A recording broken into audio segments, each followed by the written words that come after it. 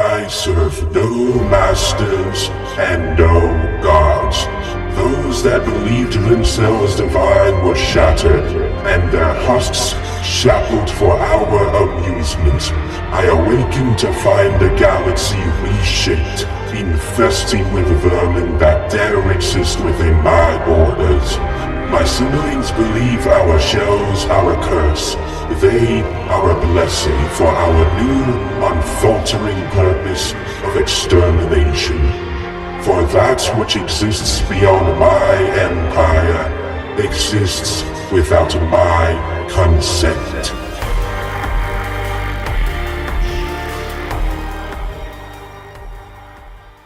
Glory to the Infinite Empire, motherfucker. It's time for some Necron propaganda. It's so crazy how a faction that started off as Terminator ripoffs becoming a rather bland but horrifying, and also have now become the most well-written Xenos in all of 40k. And they did this with just a handful of books. It takes some serious talent to overshadow the entire Horus Heresy with literally like 3 books. Not only overshadow it, but give amazing depth and character to what was originally a ripoff faction.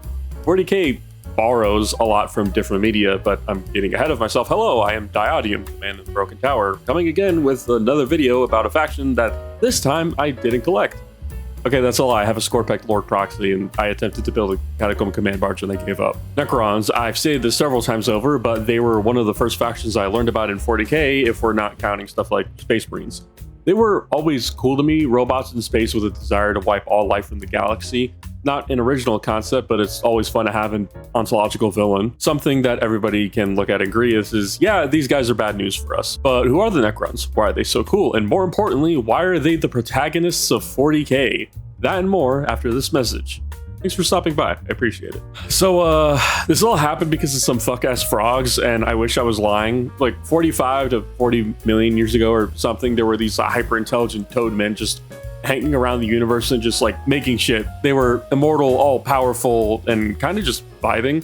But they didn't make everything in the galaxy, as there was a race called the Necron just hanging around on their irradiated hellhole of a planet, dying of mega cancer at the ripe age of 15. The Necron, seeing God, decided to ask, hey, can you help us out with our super cancer ultra mega death problem? To which the old ones said, get a job. Apparently they were a lot more nice about it, but that's still kind of fucked up, and it's honestly some boomer mentality. The old ones are, as far as I know, were born with the way they are, and pretty powerful creatures that could create races, and they just told a Make-A-Wish kid to pull themselves up by their bootstraps. Obviously, the Necron got pretty mad about this, but they couldn't really do anything.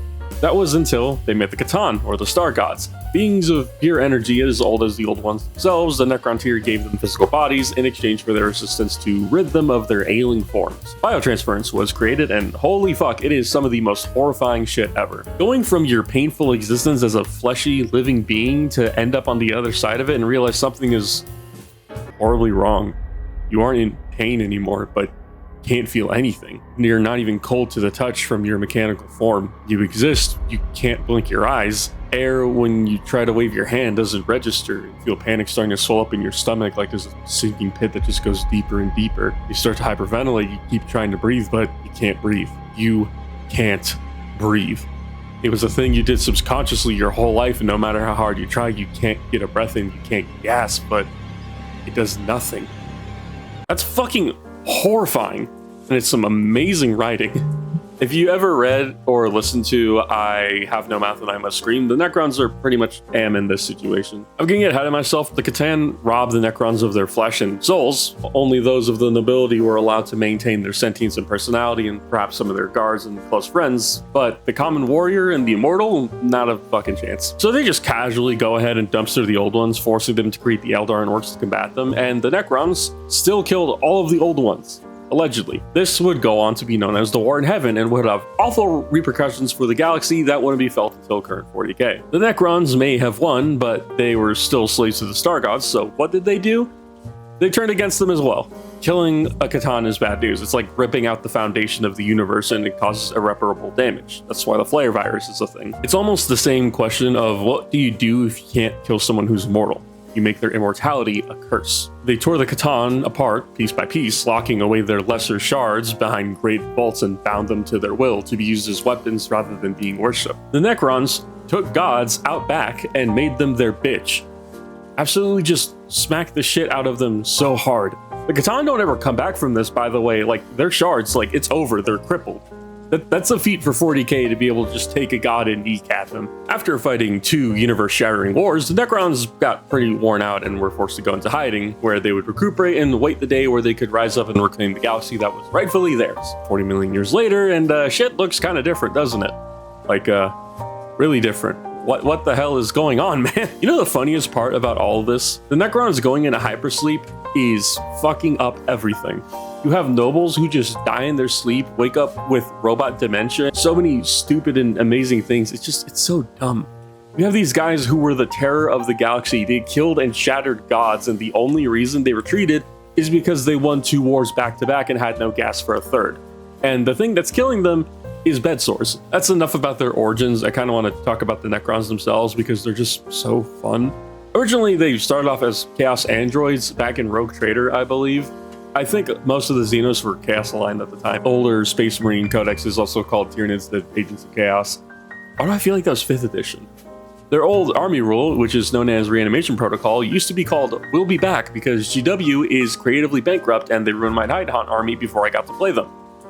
Cocksuckers. We went from that to being pseudo-Egyptians because we don't have enough of that in 40k already, I guess. There wasn't much lore on them, and pariahs were a thing for around like 5 seconds. And now we're at the peak.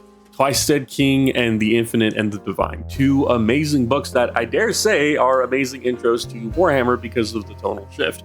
You listen to Infinite and the Divine and you get straight comedy for the entire run. It introduced some of the most fun characters and interactions in 40k outside of stuff like Brutal Cunning. And then there's Twice Dead King, shifting totally in the other direction to a depressing narrative about someone with imposter syndrome needing to lock the fuck in and secure the livelihood of not just himself, but his entire dynasty. The part with the Immortals is actually just the raw shit I've ever heard in writing when it comes to the Necrons. Fucking love Jaceres. Zoltanik is also fucking Chad. Seriously, going from rip-offs to some of the best writing in 40k is astounding, but beyond the writing, what's cool about them? Legions of undead metal warriors armed with weaponry that atomizes you, mechanical constructs designed only for war, and then these psychos with a hatred for literally anything based on carbon. I originally got into the Necrons because of cryptex. I like these weird wizard scientists that could manipulate matter around them. And then I saw the Destroyers.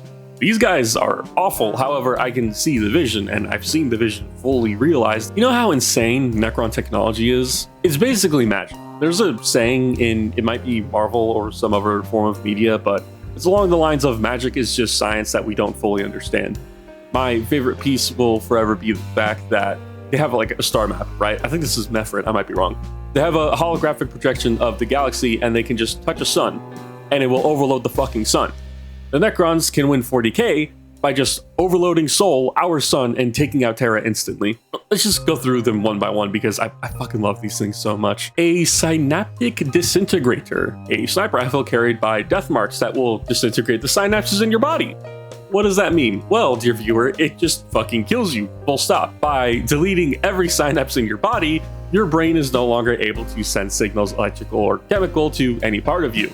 Normally, this would mean you would have some form of brain illness in your body if they started to degrade, but these things are they're just gone. The Gauss Flare is the standard weapon used by the Necron warriors, armed with a blade that at the end that does literally nothing. It flays you at the molecular level, tearing you apart atom by atom as you're stripped down to your base components. This isn't even like you disassembling a Lego. This is the Lego getting turned full back into plastic pellets and the dye it was used to get the color. Fun fact, some Zenerite tech priests, which are AdMech that like Xenos tech, have managed to reverse engineer this technology and use it for themselves. As if tech priests couldn't get more fucking terrifying. Hyperphase weapons are typically blades of some sort that are utilized by anyone from a Lord to a Destroyer. They operate on the same principle as transonic weapons from the AdMech, where they're able to cut between the atoms because why not? Tachyon arrows, little scarab-looking things on the wrist of overlords. Normally, they're wrist-mounted railguns that have enough penetration force to blow through a mountain, or in the case of Twice Dead King, can be made to cleave through an Imperial Titan in one shot. The Enmitic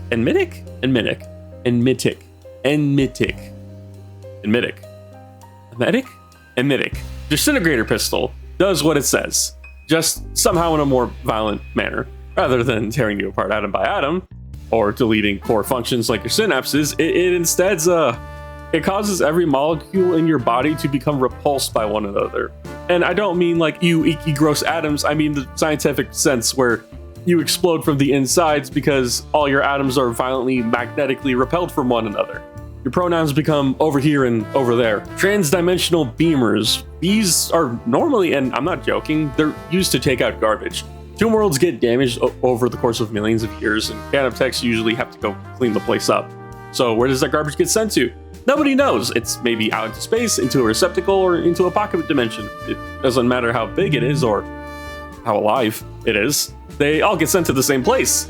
Last one for now, I promise. But the counter-temporal nanomines, little containers of nanoscarabs that rush out and hide themselves amongst the ground, so tiny that they don't really need to actually like dig. They could just stay there because they're nano. You don't need to see them. If an enemy steps on them, they find reality around them starts to glitch out and in some cases shatter, making it impossible for them to fight the enemy or defend themselves. This is used by Cryptex, by the way. This is just like basic gear they have. That's the technology, but what about those who use it? The humble Necron warrior was a peasant or a commoner who wasn't significant enough for the Catan to keep their individuality. They will march, fight, die, be rebuilt, and do it all over again. They're the true workhorse of the Necron dynasties, and there's a reason why fielding a lot of them is called the Silver Tide. Immortals are kind of a step up. Usually they were actually soldiers who were or favored servants of the lords, and they get a sturdier carapace and are the shock troops of the army. I mean, it doesn't feel like it, but they look like it at least. Those are the basic guys, but now we're getting to the more fun stuff. Deathmarks are assassins that work for their dynasty's lord, able to tear open portals in reality to reposition and stalk their prey. One is shown heavily in Pariah Nexus, so go watch that if you want to see a Deathmark rock people's shit. Genuinely, it's a very funny unit, and it's never been good on the tabletop for more than like half a second, but this is fun. Destroyers, both normal and heavy, some of my favorite units in the game. Carrying a big stick and screaming loud, they and the Scorepeg units are a part of the Destroyer cult. But what is the Destroyer cult? Well, I'm glad you asked. They are a group of Necrons who have fallen into utter madness and exist solely for the extermination of all life in the galaxy. This is a problem in two ways. One, they are insanely volatile and deemed untrustworthy regardless of who they are. Two, the Necrons are kind of trying to return to flesh, and it's pretty impossible to do that if there's no flesh left in the galaxy. That being said, they have to be my favorite part of the army. Big, hulking behemoths that exist solely for killing the enemy and nothing more. There is a big soft spot in my heart for the Overlord, and you know what? Rather than just talking about it, I'm just going to go ahead and tell you a story. I was but a lowly cryptech at the time, relentlessly marching through the ruined wastelands that had been claimed by these pests. I watched Akatan, surrounded by his lowly warriors. Mighty he was, my overlord chose to surround himself with the rabble of his dynasty. The Deathmark squadron translocated on my position, informing me that the pilots of mankind's angels had been exterminated. But my senses could hear and feel the air shake. It shook with the sound of heavy tires tearing up the earth, the violent combustion of engines piercing my auditory receptors. Dust kicked up as a massive cloud followed the warriors in white armor, howling and laughing as they surrounded my lord. I watched as shot after shot pierced his silver frame, cutting down the retinues of warriors as they circled to protect him from this attack. The Deathmarks unable to fire, in fear they would hurt Akatan, as bursts of superheated weaponry engulfs my lord, and I heard him scream in pain. The Astartes ceased and held their positions, bearing their weaponry, drawing and watching. Pistols, melter rifles, and bolt guns trained at the shadowy figures hidden within the dissipating cloud. I felt a sense of dread, but command protocols had not been turned over to me. In that cloud, I saw 20 warriors crumble to merely 4, missing limbs, plating on their faces and barely holding on. And my lord Akatan, his cloak burned through, the embers around the blows still burning, his crown fractured as he hunched over and clutched his chest. He stood to reveal a part of his head had been destroyed, nanoscarabs working to repair it, and I heard the venom in his voice towards the Astartes. Cheating dead the second time, he told them, I am not done. I saw him hold his orb aloft, glowing brightly, and watching the warriors at his feet, once dead, rebuilding themselves and guarding their Pharaon with their lives. Cheated out of death and cheated out of life. Out of the life that we've all been cheated out of. They defied the universe once more.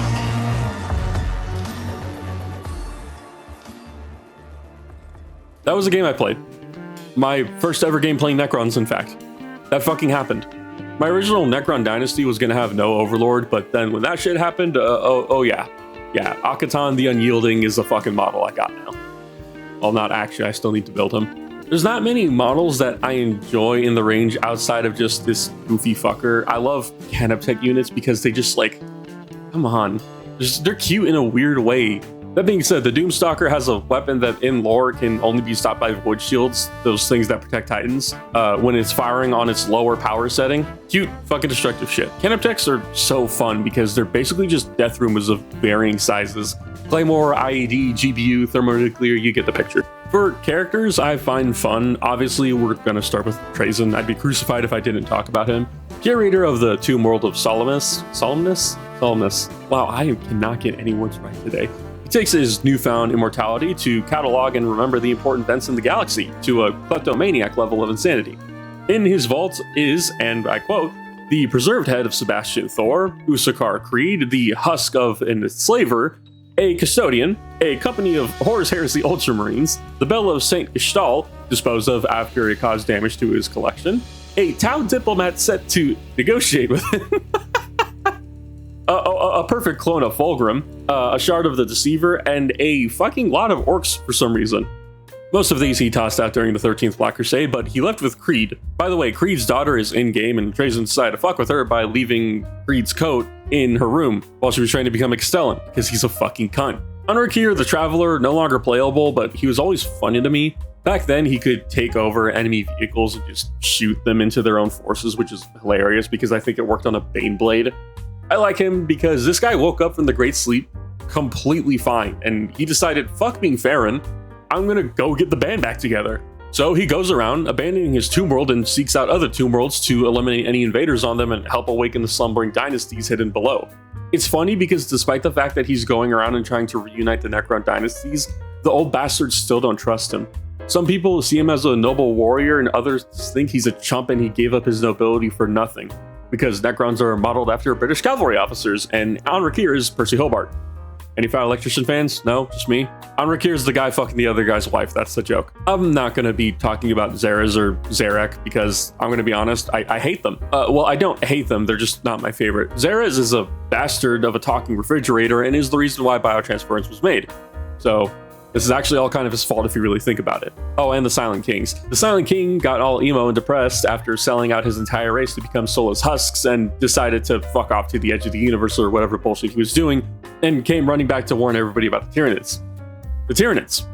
The enemy that's already been well established in the lore of Rogue Trader and we have been fighting since 2nd edition 40k. Those Tyranids.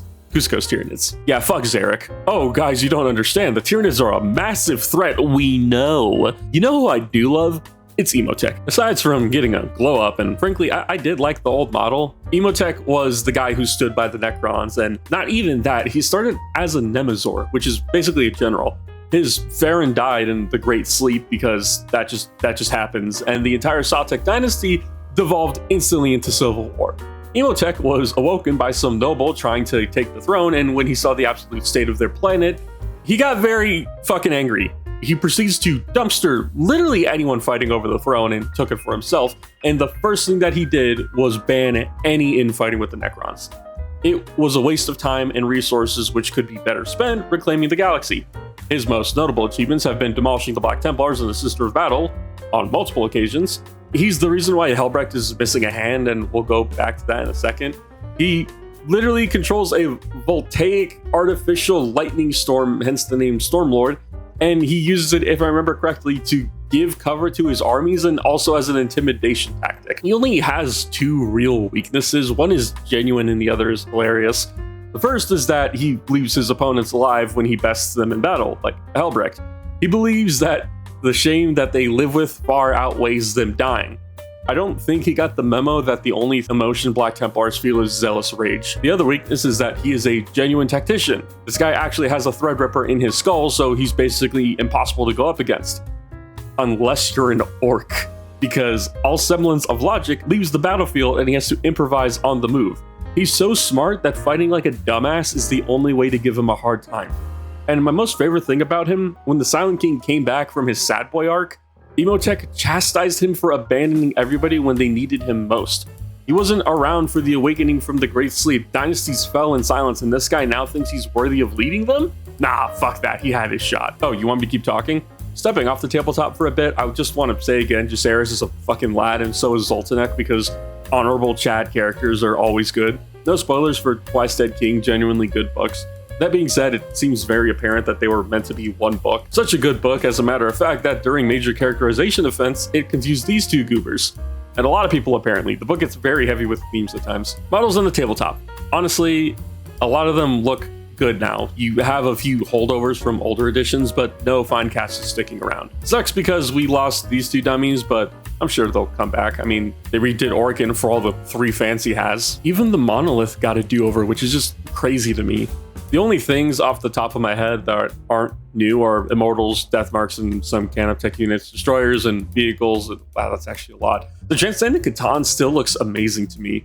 Oh shit, I didn't talk about the Catan, I completely forgot. Catan shards, fragments of super powerful gods that the Necrons shattered and now toss out like Pokemons in battle. Currently, there's 3 named in-game: the Deceiver, the Nightbringer, and the Void Dragon. Fun fact about the Void Dragon, it's definitely what ended up causing the Cult Mechanicus, or so they say. So think about the Noctis Labyrinth. Don't go in it. It's not worth it. The Deceiver does shenanigans, the Nightbringer murders shit, and the Void Dragon murders and fucks over vehicles. The funny thing about the Catan as they stand right now in game is that they're characters, so they're not an elite choice, not like how they were in older editions. So the unnamed ones, like the Transcendent Catan, were able to take enhancements for a time. They also have damage they take because, you know, they were originally made as out of like stardust or something. It's kind of hard to fistfight a cloud of gas. Have you seen Hellboy 2? I think my favorite model in the entire range is the Locust Heavy Destroyer. The weird scarab beetle body just sells it for me, and so does the big ass gun.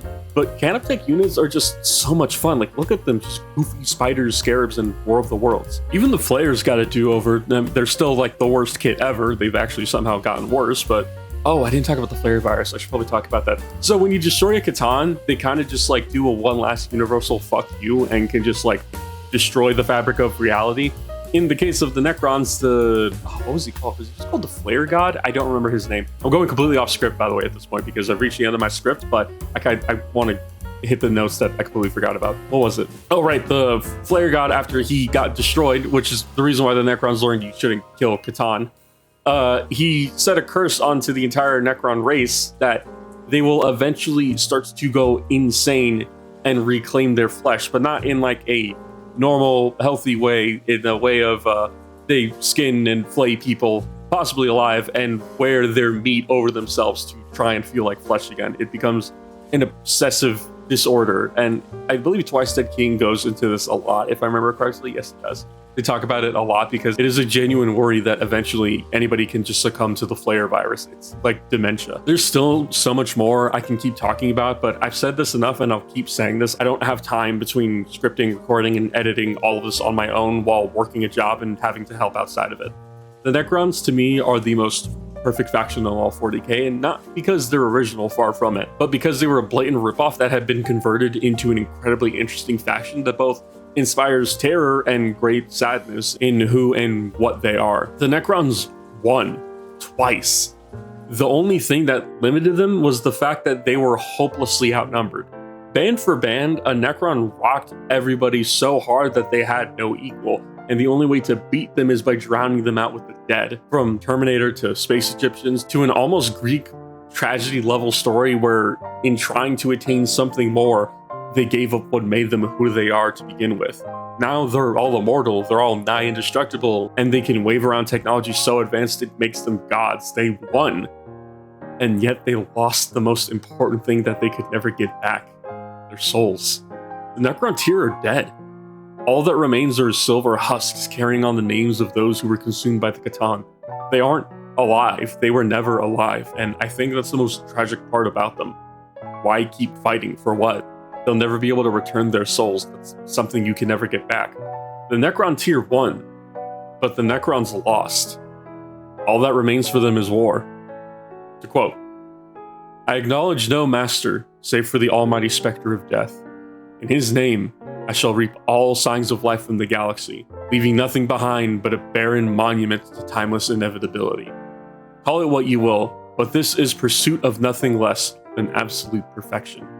Those who cannot understand its necessity are clearly flawed, but they should not despair. I will ensure that they so not live to see the final stage of my work completed." Thanks for listening.